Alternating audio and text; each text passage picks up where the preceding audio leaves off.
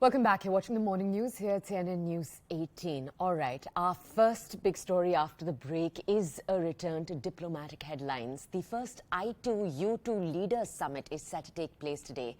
It's a group that was first conceptualized last October. It includes, and this is going to explain the name, India, Israel, the UAE and the United States.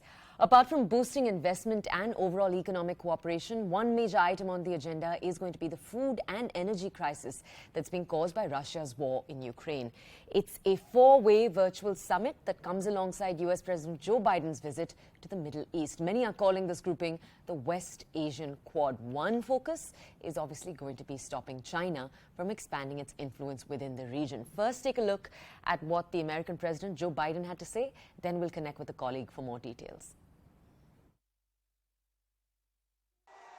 Continue to advance Israel's integration into the region, expand emerging forums and engagement like the new I2U2 Summit, which will bring Israel, the United States, the UAE together, and India as well, to deepen our economic cooperation between the Middle East and the Indo-Pacific.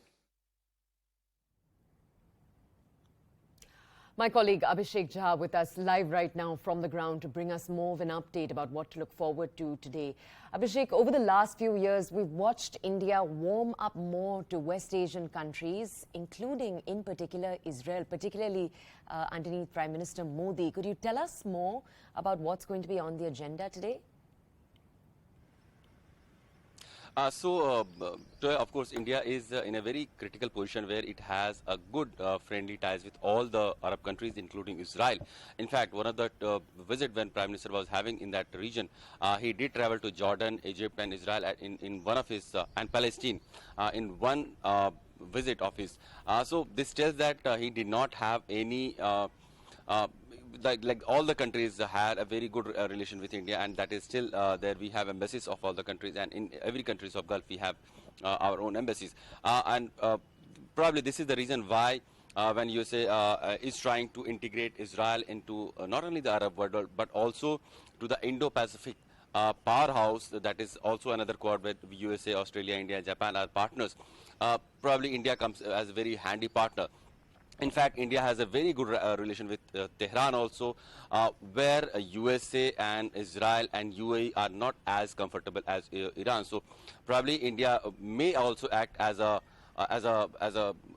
communication channel where they can have their grievances addressed, and probably they can also be heard well in Tehran. This whole I2U2 summit is happening in the background of global food crisis and increasing crude prices in the aftermath of Russia-Ukraine crisis, this is one of the key agenda that will be discussed among the leaders when they are meeting virtually at 3 p.m. or 3 p.m. Around today. And probably one of the key takeaways from the meeting that we can expect will be on agriculture, technology and agriculture collaboration across the region. India is also one of the key food grain producer of the world. USA is one of the key food grain producer of the world. Israel have a good and advanced technology of increasing productivity of various crops and how to do agriculture in lands where it is not possible until a few years ago. So probably these are the collaboration that these countries are looking other than the infrastructural development and economic cooperation in the region of Gulf and in the region of Indo-Pacific. All right, Abhishek, thank you so much for bringing us those updates. Stay with us, though. I believe we have some more breaking